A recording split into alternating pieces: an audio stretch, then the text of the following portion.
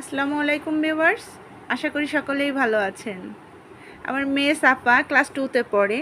তো ওদের পড়া দেওয়া হয়েছে টেন্স কাকে বলে। আজকে আমি সেই বিষয়ে সাফিয়াকে কিছু জ্ঞান দেব বা আমি সেটা পড়াবো। তো সাফিয়া, তুমি বলো প্রেজেন্ট টেন্স মানে বর্তমানকাল। তো বর্তমানকালের কিছু উদাহরণ। বর্তমানকাল বলতে কি বোঝায়? আমরা কোনো কাজ এই মুহূর্তে করছি, আমাদের কাজটা রানিং আছে, মানে এখনও কাজটা শেষ হয়নি। তো যেমন আমি ভাত খাচ্ছি, আমি ঘুমাচ্ছি, আমি বই পড়ছি, এমন থাকলে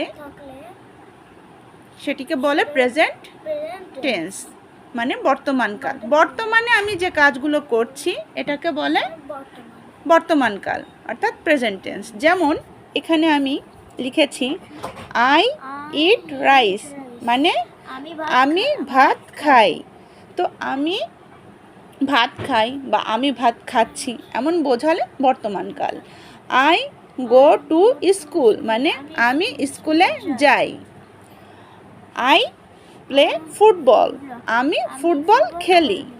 তো এই বর্তমানে যে কাজগুলো করা হয় এটাকে বলে বর্তমানকাল, আর তাকে কি বলে? Present tense. প্রেজেন্ট টেন্স মানে বর্তমানকাল। তো এরপরে আমরা আসি পাস্ট টেন্স।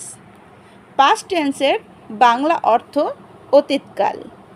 যে সকল কাজ অতীতে করা হয়ে গিয়েছে সেই সকল কাজকে কি বলা হয়? Past tense. যেমন আই এট রাইস, আমি ভাত খেয়েছিলাম। এই যে আমি ভাত খেয়েছিলাম, এখানে ছিল আমি ভাত খাই, মানে এটা বর্তমানকাল, এটা প্রেজেন্ট টেন্স। আর আমি ভাত খেয়েছিলাম এটা কিন্তু পাস্ট টেন্স, অর্থাৎ অতীতকাল। আমি গিয়েছিলাম, আমি শুনেছিলাম, আমি দেখেছিলাম, আমি বলেছিলাম, এমন এরূপ সেন্টেন্সগুলো থাকলে সেই সেন্টেন্সগুলোকে কি বলা হয় সাফা? Past tense. খেয়েছিলাম, গিয়েছিলাম, শুনেছিলাম, বলেছিলাম, করেছিলাম, দেখেছিলাম, এমন শব্দ বাংলা বাক্যে যদি থাকে তাহলে আমরা সেটিকে ধরে নেব কি? অতীতকাল, মানে পাস্ট টেন্স। এবার আমরা আসি, যেমন আই এট রাইস, আমি ভাত খেয়েছিলাম। আই ওয়েন্ট টু স্কুল, আমি স্কুলে গিয়েছিলাম। আই প্লেড ফুটবল, আমি ফুটবল খেলেছিলাম। এই যে সকল যে ভার্বগুলা, এটাকে আমরা ভার্ব বলি। তো ভার্বের পাস্ট ফর্ম কিন্তু ইটের পাস্ট ফর্ম কিন্তু এট।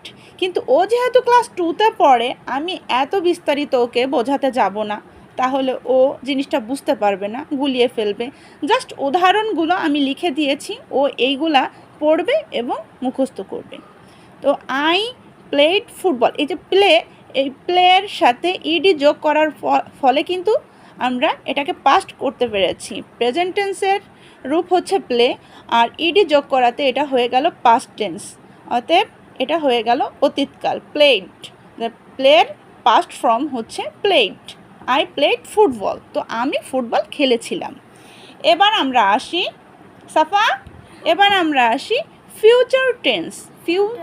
ফিউচার মানে তো আমরা বুঝতেই পারি ভবিষ্যৎ।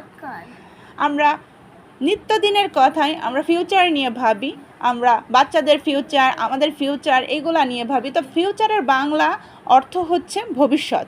ফিউচার টেন্স অর্থাৎ ভবিষ্যৎকাল। তো ভবিষ্যৎকালে যাব, খাবো, দেখব, করব, বলবো, নেব, এই ধরনের বাক্যের শেষে যদি, বাংলা বাক্যের শেষে যদি এই ধরনের শব্দ থাকে তাহলে বুঝে নিতে হবে যে সেটা ফিউচার টেন্স। তো দেখুন, আমি যে 3টা পাস্ট ফর্ম করেছিলাম সেই 3টা সেন্টেন্সেরই পাস্ট মানে প্রেজেন্ট টেন্স করেছিলাম, তার 3টা সেন্টেন্সই পাস্ট টেন্স করেছি এবং তার 3টা টেন্সই আমি ফিউচার টেন্স করেছি, যাতে ও ক্লাস 2তে পড়ে ওর বুঝতে সুবিধা হয়। তো সাফা আসো। দেখো এখানে ফিউচার টেন্স অর্থাৎ ভবিষ্যৎকাল। আমি ভাত খাবো অর্থাৎ I shall eat rice. I shall play football, আমি ফুটবল খেলবো। I shall go to school, আমি স্কুলে যাব। এই যে বাংলা বাক্যের শেষে এই যে খাবো, খেলবো, যাব এরূপ বোঝাতে আমরা ভবিষ্যৎকাল বোঝাই।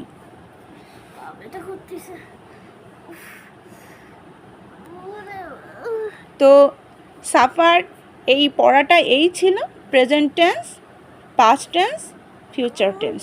এই তিনটা টেন্স কাকে বলে এবং তিনটা টেন্সের উদাহরণ। আজকে এ পর্যন্তই। আশা করি পরবর্তীতে আরও কোনো ভিডিও নিয়ে আপনাদের সামনে আসবো। আল্লাহ হাফেজ।